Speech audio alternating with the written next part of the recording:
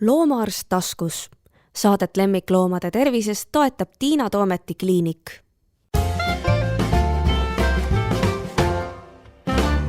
Tere! Te kuulete saadet Loomaarst taskus ja minu vastas on loomaarst Kersti Seksel kaugelt Austraaliast jälle siin. Tere Kersti! Tere Tiina! Sa käid ikka kord aastas vähemalt Euroopas ja siis loomulikult, kuna sa oled suur Eesti patrioot, siis tuled sa ka Eestisse. Mis asjus sa siis siin käid niimoodi kord aastas? Eestis ma saan aru, miks sa käid, sest et sa tahad eesti keelt rääkida ja tulla oma vanemate kodumaale, aga siin on nagu selle Austraaliast Euroopasse sõitmisel on siis nagu selline tööga seotud põhjus ka, nagu ma aru saan. Jaa, alati. Mu abikaasa väga tahab Eestisse tulla, nii et kui lähme kuskil Euroopasse, peab Eestisse tulema.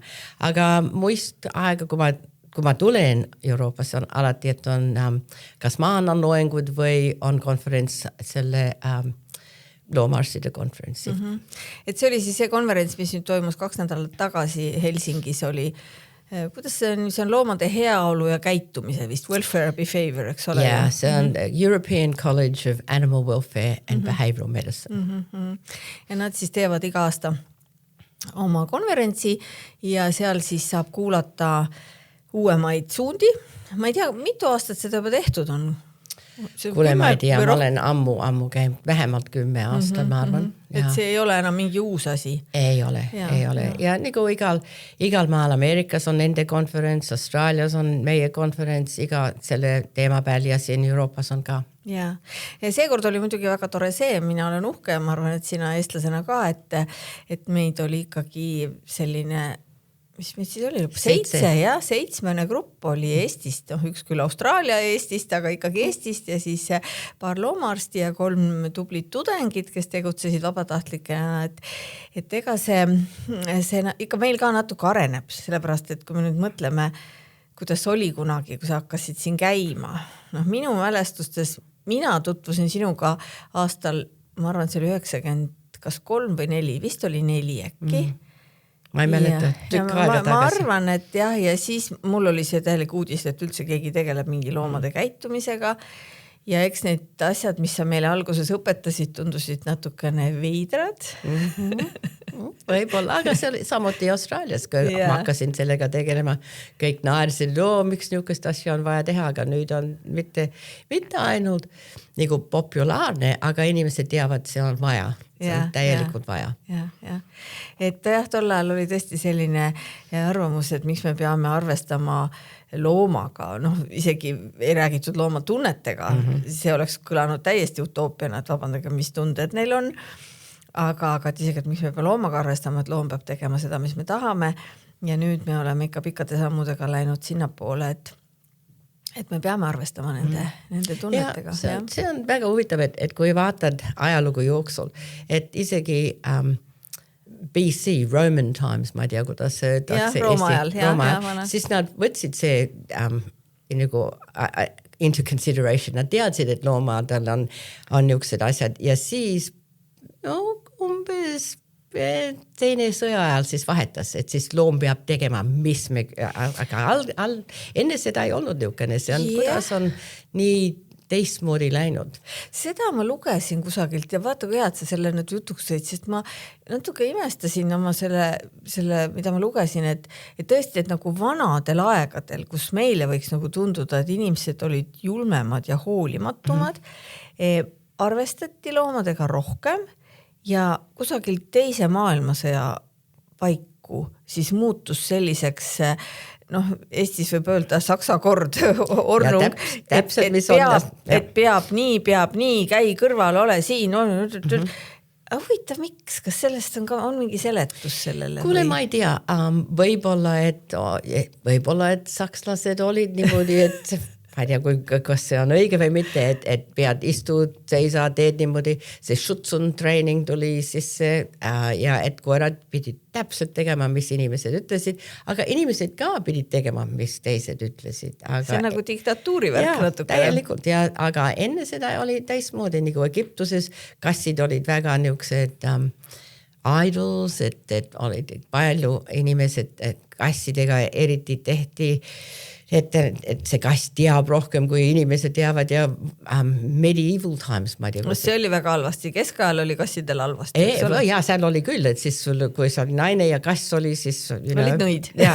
Aga mis oli huvitav, et kui sa olid siga sellel ajal, siis sa said oma peremehega viia kohtusse, et sa ei vaata minu hästi järgi ja sealt said niimoodi edasi. Nii et, no. Et siga võis kaevata peremehe kohtusse. Ja.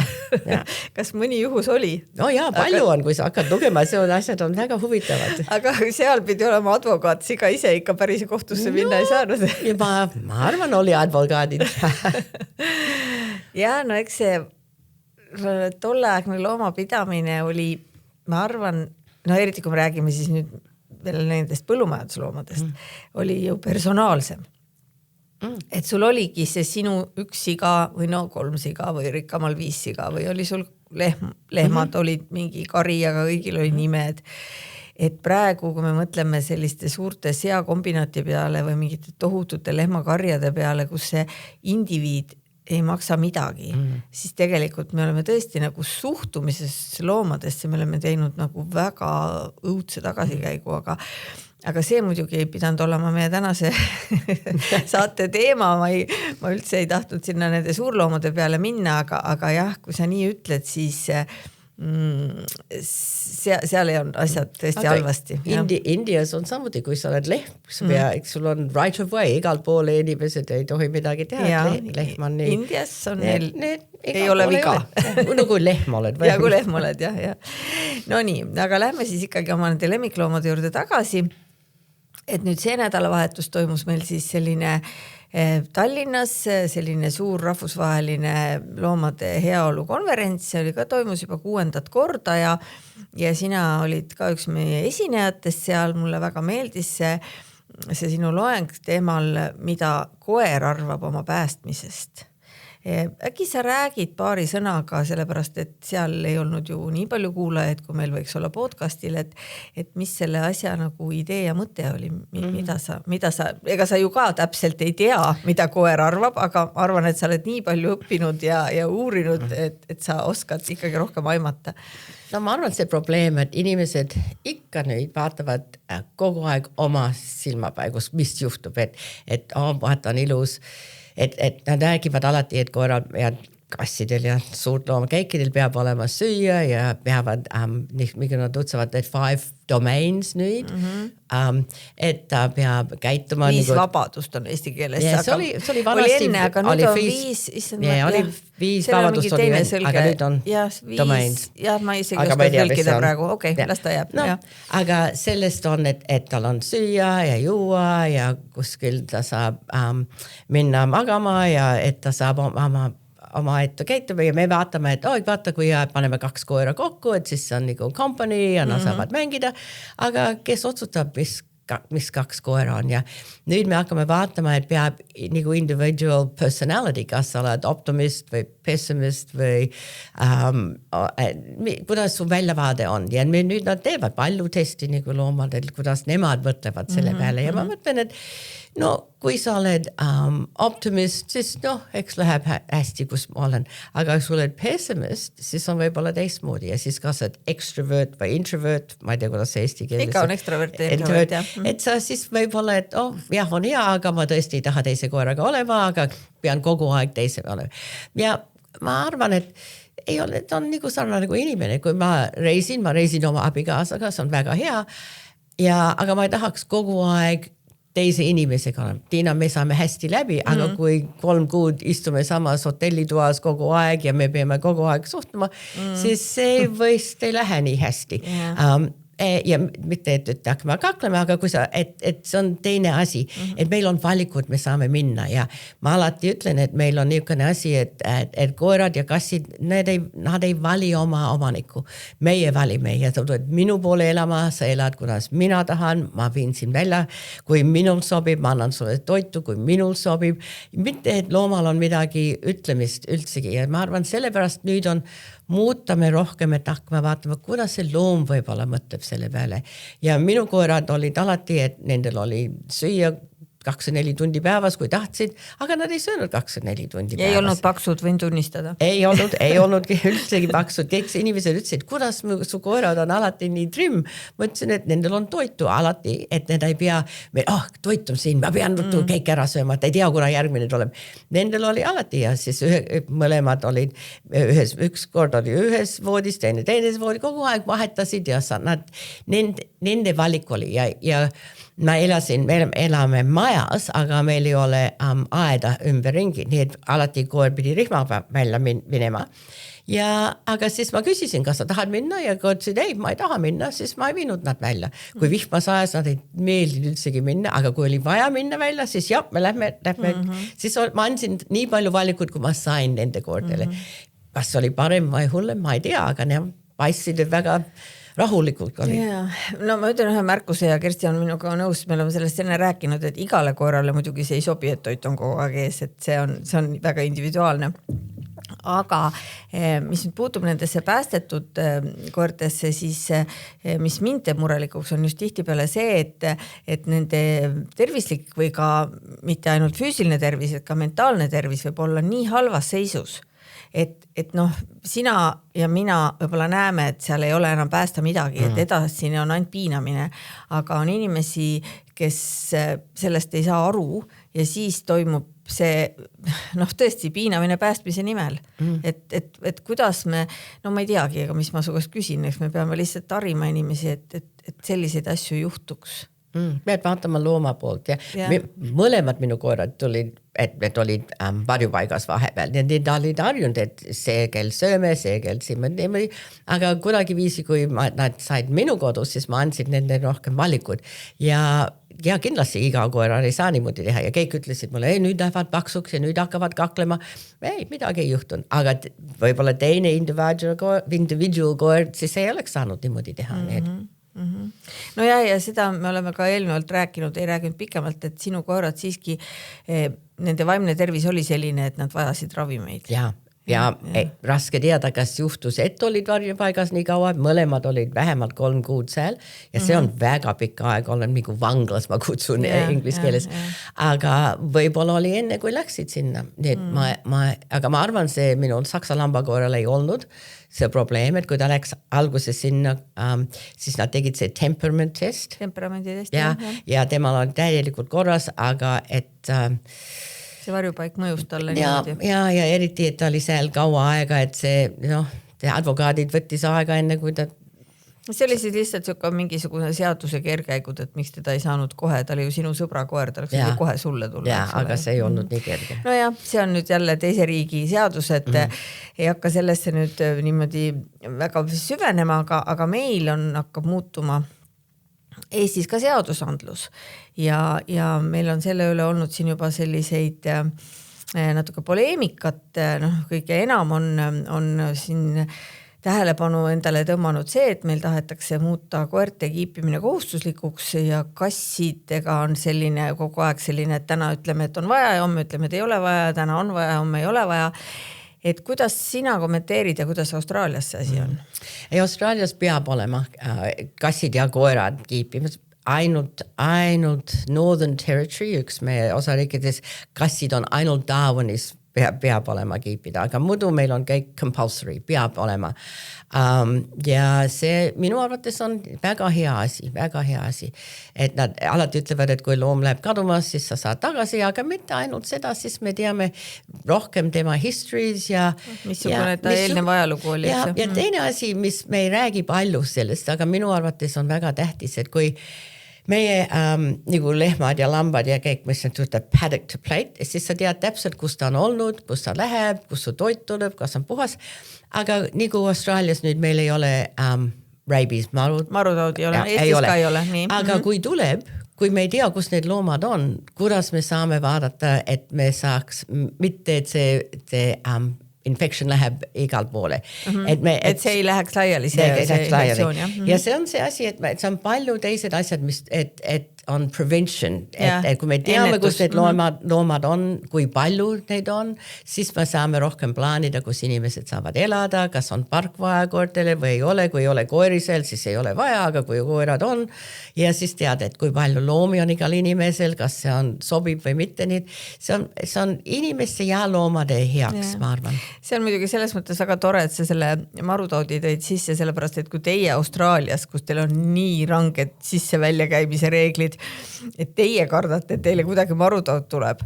Ja aga mitte ainult see, et see oli nagu, no jah, aga meil oli equine influenza tuli ja et me teame, kus kõik hobused on, saime seda disease, selle haiguse saite kontrolli alla. Aga ainult, et me teadsime, kus need loomad on. Aga no, et meil on marutood ju ainult üle piiri. Meil on marutood siin samas. Me oleme nautinud üle, ma ei tea, 12 või rohkem aastat, me oleme marutood juba riik, eks ju. Ja me tahaksime seda edasi nautida ja siis me nagu unustame ära, et meil on see, no Peipsi järv päästab meid natukene, aga samas on meil ju maapiiri ka. Nii et katsume siis edasi võidelda selle nimel, et kassid saaksid ka kõik kiibitud ja registrisse kantud, et siis nad on, vähemalt me midagigi teame nende elu kohta. Aga teine teema, mis ka on siin natuke kirgi kütnud, mis on loomakaitseseadusega nüüd peaks tulema, on see, et varjupaigad peaksid kõik vastama mingite teatud reeglitele ja olema kusagil registreeritud. Ehkki ka praegu meil on selline ametkond nagu PRIA ja nad peaks olema PRIA registris, aga muidugi kõik ei ole. Ilmselt nüüd selle uue seadusega tahetakse seda korrastada jälle, kui sina, kes sa oled nii palju varjupaiku näinud, et too siis nüüd välja need, mis on positiivne, kui nad on nii-öelda kontrollitud ja kas üldse on midagi selle vastu öelda, et miks võiks öelda, oi, me ei taha, et need oleksid kõik registreeritud. No ma ei saa aru, miks ei taha, et minu arvates, et arstid ja loomaarstid ja kõik professionaalid on reeglid, mis ja kui sa vaatad loomade järgi, on täpselt samuti ja meil on reeglid, kui sa oled varjupaik, kui oled dogi daycare, vaatad koerte järgi, see on see koerte päevahoid. Ja, täpselt samuti. Et peab olema, et keegi teab, kas sa tunned midagi, et kas sul on üldsegi qualifications, et sa tead, et mis sorti koer see on ja kui ta on haige ja kas on midagi muud viga nendel ja kui ei ole niisugused inimesed seal, siis need koerte või kasside elu on päris halb, ma arvan. Aga siis, kui teil avastatakse selline koht, mis ei ole registreeritud ja mida ei ole kontrollitud, siis minnakse ja ilmselt katsutakse see siis nagu ära likvideerida, ma kujutan ette.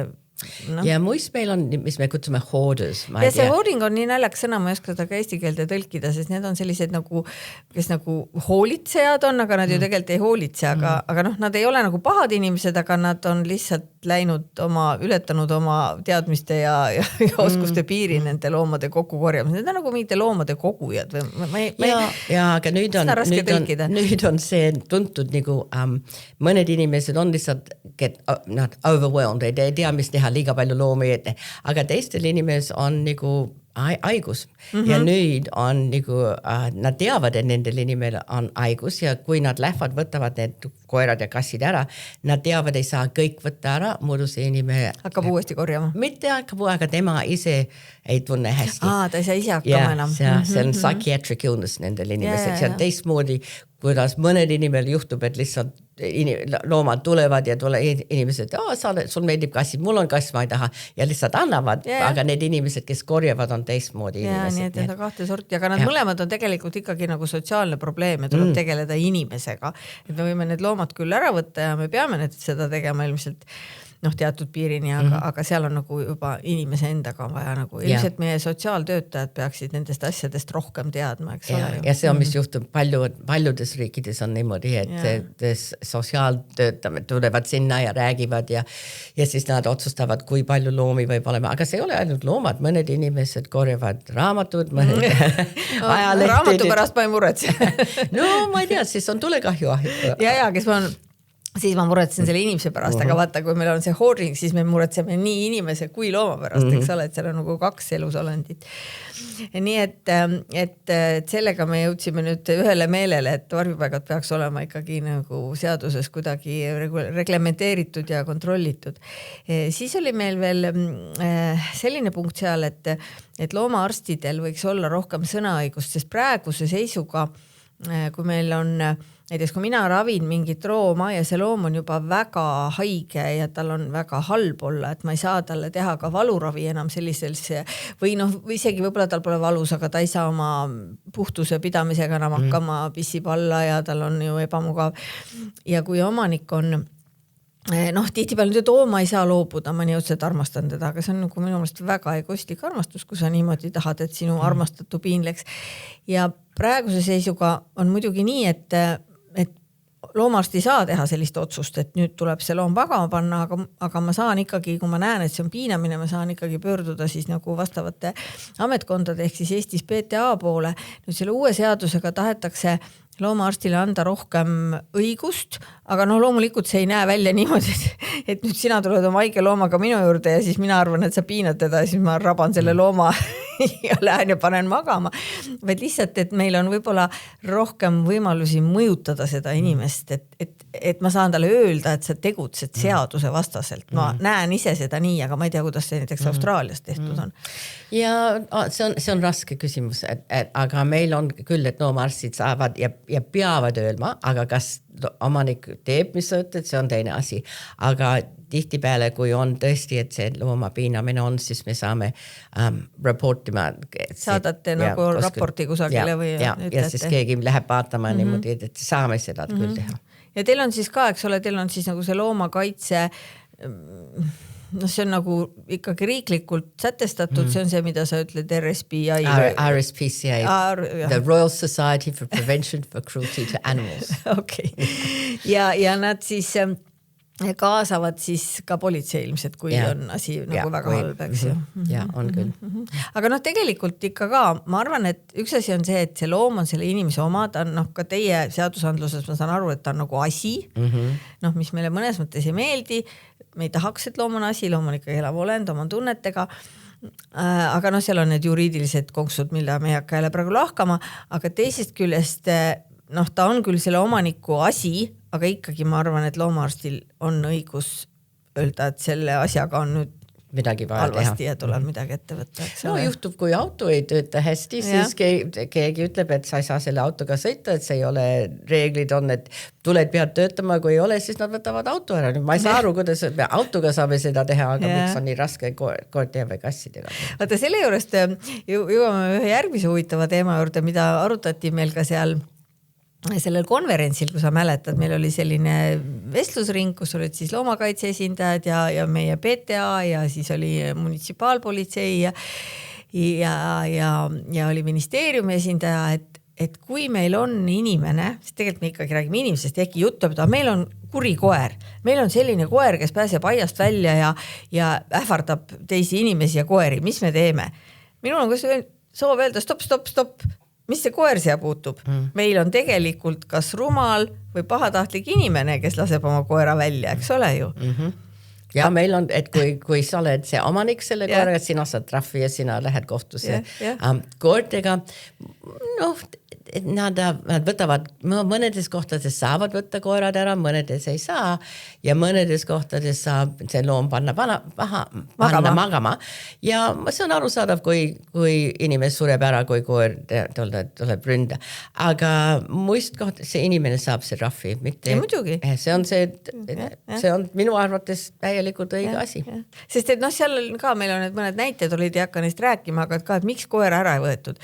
Aga kui see koer on agressiivne, jälle ei hakka pikalt agressiivust rääkima, aga järelikult tal on mingi probleem, et ta on agressiivne, siis ega ta ei lähe muutu ju siis uues kohas automaatselt nagu heaks ja leebeks ja tema probleem jääb alles. Et loomulikult, kui meil on võimalus teda kuidagi hakata kas ravimite peale panna, ümber kasvatada, luua talle head tingimused, seda tuleks teha, aga see ei ole ju esimene asi, et ma toon ikka alati selle näite, et kui mingi inimene veib tänaval kirvega, siis keegi ei hakka tegelema selle kirvega ju, et oi, kas selle kirvel on hea või et äkki viime kirve naabri juurde või hakatakse tegelema selle kirve omanikuga ja koera puhul on samamoodi, et me peame tegelema selle inimesega. Ja, täpselt. Aga ma ei tea jälle, kuidas teil on, et kas peab olema nii, et see koer on juba hammustanud, kedagi, et teie kohalik, ma ei tea, kas politseinik või keegi läheks ja noomiks seda või piisab sellest, et ta jookseb lahtiselt ja keegi ütleb, et ma kardan. Ja, see on õige, et meil on, kui loom on lahti, see ei ole lubatud. Meil ka ei ole. Ja kui keegi läheb mööda ja kardab seda koera, siis ta võib rääkida, meil on local council, ma ei tea, mis see Eestis on, et tema saab sinna... See on mingi kohalik omavalitsus ilmselt. Ja valitsus, ja siis nad teevad midagi selle koera kohta. Aga see on niisugune raske asi ka, et mõnikord naabrid ei saa hästi läbi ja siis tuleb teistmoodi probleemid. Nii et see on keeruline, aga ikka ma arvan, see inimene on see, kes on. Et ei pea ootama, et ammustaks kedagi, siis hakkame tegutsema. Siis on liiga hilja. Siis on hilja, just. Aga tead, meil on nii kiiresti jälle see aeg läinud, et see uskumatu, et ma pean ikka, sa pead tihemini käima, kord kvartalis peaks. Siis mu eesti keel läheb paremaks ka, kui räägin kogu aeg. Mul on nüüd üks selline näide, selline elust ja mind huvitab, et kuidas seda Austraalias lahendataks. Et üks kasvataja oli mures, sest tema koer, kes ei ole nüüd enam kutsikas, on juba keskealine, on sattunud peres sellise olukorda, et omanik ei ela enam selles korteris, kus koer, vaid elab kuskil mujal. Et tal oli seal lisaks sellele koerale veel 2 koera, aga ühe ta juba kohe andis ära kusagile, jumal tänatud, et nii palju oli aru peas. Ja nüüd selgub, et ka see teine koer on viidud kusagile ja nüüd see üks koer on seal üksi ja naabrite sõnul käib nagu, ma ei tea, 2 kord päevas 10 minutit jalutamas, hea, et käib muidugi.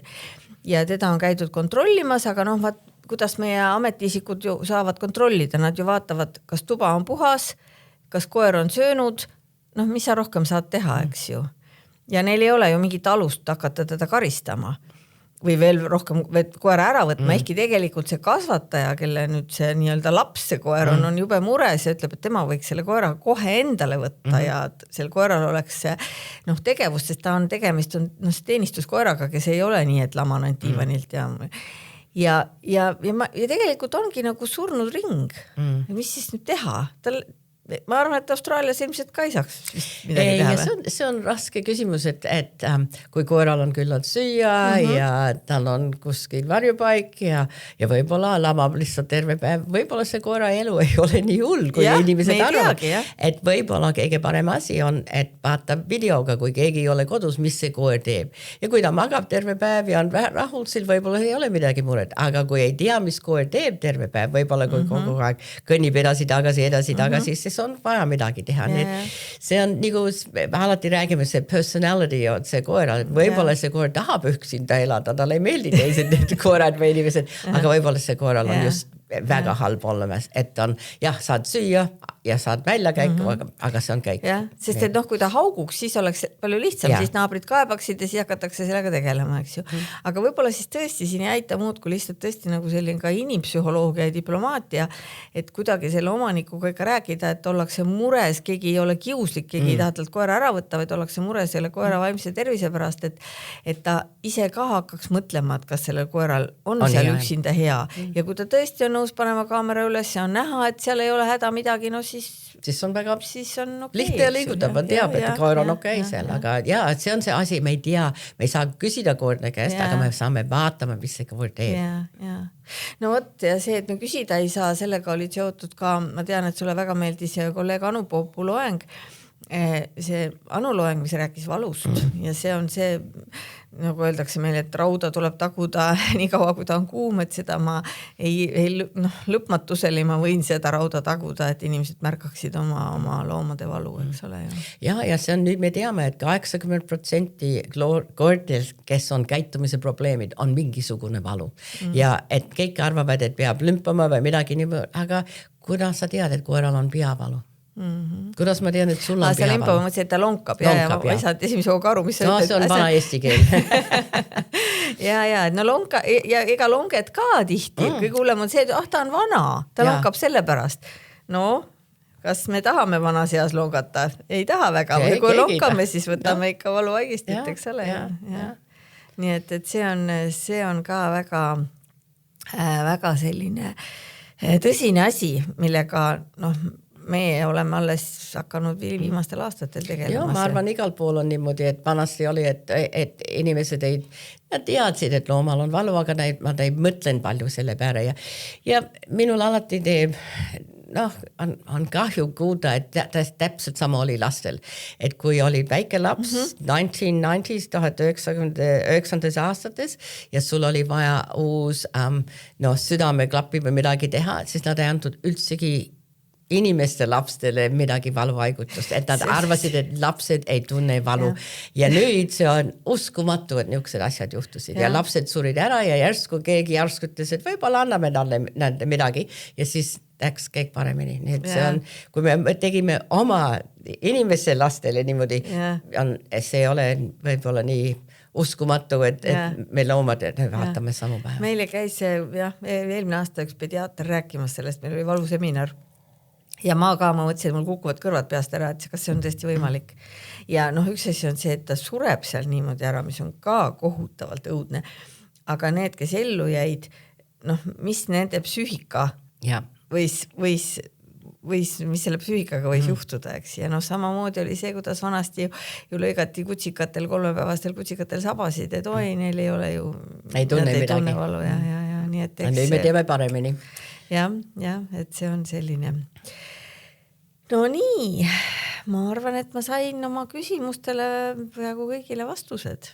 Loodan. Ja ei sul endal veel midagi meelde sellest 2 päevast seal konverentsil midagi, mis oleks nagu oluline. Sinu loeng oli sinu loeng oli väga hea. See meeldis ja Anu loeng. Kuule, kõik oli hea.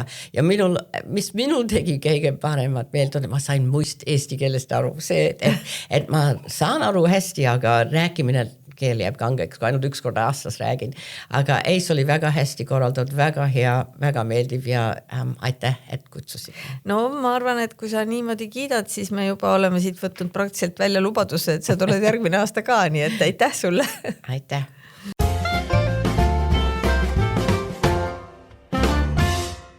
Loomaarst taskus.